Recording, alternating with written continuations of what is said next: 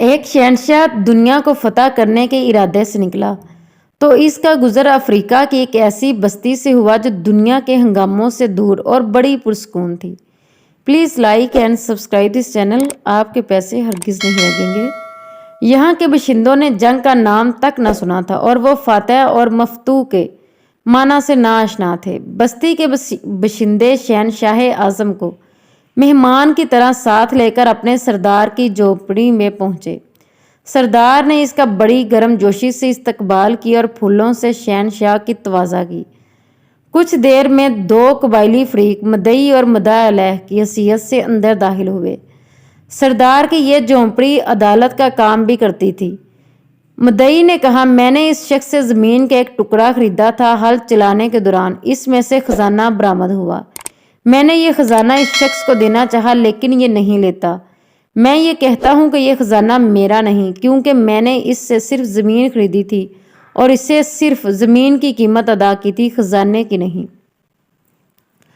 मुद्दा अलैह ने जवाब में कहा, मेरा ज़मीर अभी ज़िंदा है, मैं ये खजाना इससे किस तरह ले सकता हूँ?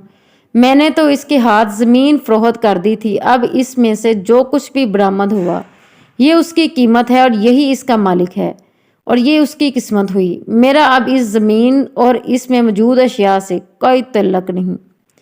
सरदार ने गौर करने के बाद मदई से दरियाफ्त किया, तुम्हारा कोई लड़का है? मदई ने जवाब दिया, हाँ है। फिर मुद्दा अलैह से पूछा, फिर तुम्हारी कोई लड़की भी है? तो मुद्दा अलैह ने भी बात में गर्दन हिला दी और कहा, जी हाँ। तो तुम इन दोनों की शादी करके ये खजाना इनके हवाले कर दो। मेरे प्यारो, इस फैसले ने शहंशाह को हैरान कर दिया। वो फिक्रमंद होकर कुछ सोचने लगा। सरदार ने शहंशाह से दरियाफ्त किया, क्यों, क्या हुआ? मेरे फैसले से आप मुतमिन नहीं हैं?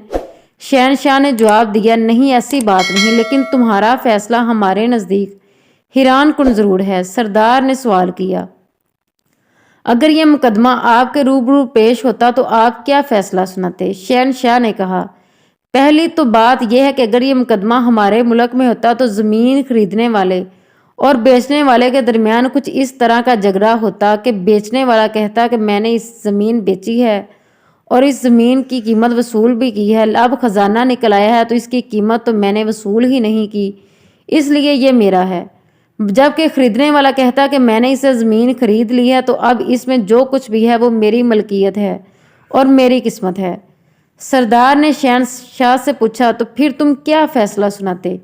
शहंशाह ने इसके जहन में मौजूद सोच के मुताबिक फ़ौरन जवाब दिया कि हम फ़रीक़ैन को हिरासत में ले लेते और ख़जाना हुकूमत की मलकियत करार देकर शाही ख़जाने में दाखिल कर दिया जाता। सरदार ने हैरत से पूछा, बादशाह की मलकियत? क्या आपके मुल्क में सूरज दिखाई देता है? शहंशाह बोला, जी हाँ, क्यों नहीं। सरदार दोबारा से गोया हुआ, वहाँ बारिश भी होती है? शहंशाह फिर हैरत से जवाब देते हुए बोला, बिल्कुल। सरदार हैरान था, बहुत खूब, लेकिन एक बात और बताएं, क्या आपके यहाँ जानवर भी पाए जाते हैं जो घास और चारा खाते हैं?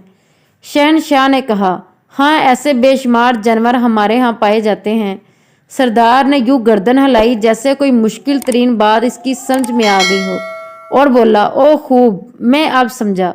तो इस नाइंसाफ़ी की सरजमीन में शायद इन्हीं जानवरों के तुफैल सूरज की रोशनी पड़ रही होगी और बारिश खेतों को सराब कर रही होगी। Please like and subscribe this channel. Thanks for watching. जज़ाकिल्लाह।